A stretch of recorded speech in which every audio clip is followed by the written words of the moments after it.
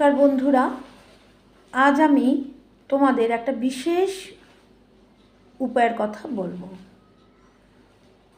যারা তোমরা দীর্ঘদিন ধরে আর্থিক কষ্টে ভুগছ, বাজারে অনেক দেনা পড়ে রয়েছে, পাওনাদার এসে তোমাদের বিরক্ত করছে এবং সময় মতো তোমরা অফিস থেকে মাইনে পাচ্ছ না, তাদের জন্য মনস্কামনা পূরণ এবং আর্থিক সচ্ছলতার লাভের জন্য আগামী অমাবস্যা ফলহানি অমাবস্যায় এই উপায়টি করবে। ফলহানি অমাবস্যা পড়েছে 5ই জুন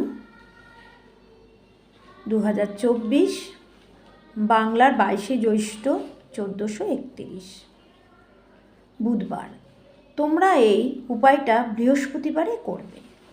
বৃহস্পতিবারে তোমাদের বাড়িতে, সকলের বাড়িতেই তুলসী গাছ আছে। যাদের বাড়িতে নেই তারা অবশ্যই তুলসী গাছ সংগ্রহ করে নিও এবং এই টোটকাটা করে নিও। তোমরা কি করবে, বৃহস্পতিবার শুদ্ধ বস্ত্র পরে, যদি পারো হলুদ রঙের বস্ত্র ব্যবহার করো। তুলসী গাছে একটা হলুদ সুতো নেবে, তুলসী গাছকে 7 বার প্রদক্ষিণ করবে এবং তোমাদের মনে মনে মনস্কামনা জানিয়ে তুলসী গাছে হলুদ সুতোটি বেঁধে দেবে এবং তোমাদের আর্থিক সচ্ছলতার জন্য তুলসী দেবীকে প্রার্থনা জানাবে। তোমরা যখন পুজো করবে এই অমাবস্যার দিনে, তোমরা শিব ঠাকুরের শিবলিঙ্গে তোমরা একটু কাঁচা দুধের সঙ্গে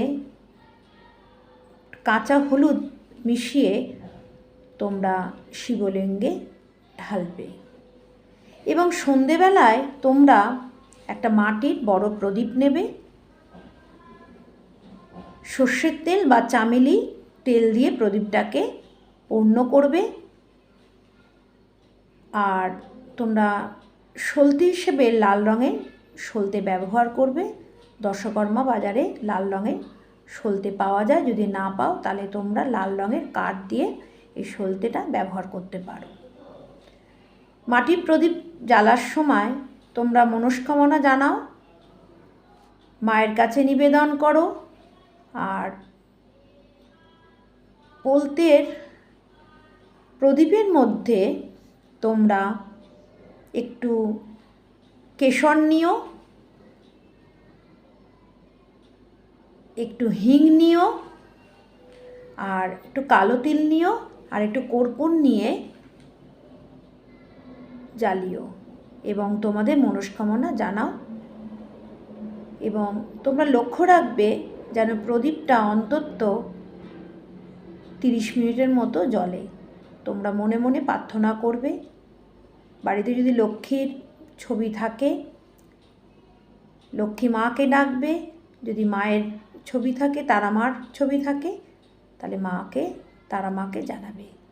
যদি পারো যে কোনো কালী মন্দিরে গিয়ে তোমার পছন্দ মতো একটি ফল মার কাছে নিবেদন করে তোমার মনস্কামনা জানিও। বন্ধুরা, এই উপায়টি খুব সুন্দর একটা উপায় এবং গত বছর যারা করেছেন তারা ফল পেয়েছে। আমি চাই তোমরা এবছর করো, তোমরাও ফল পাও। নমস্কার।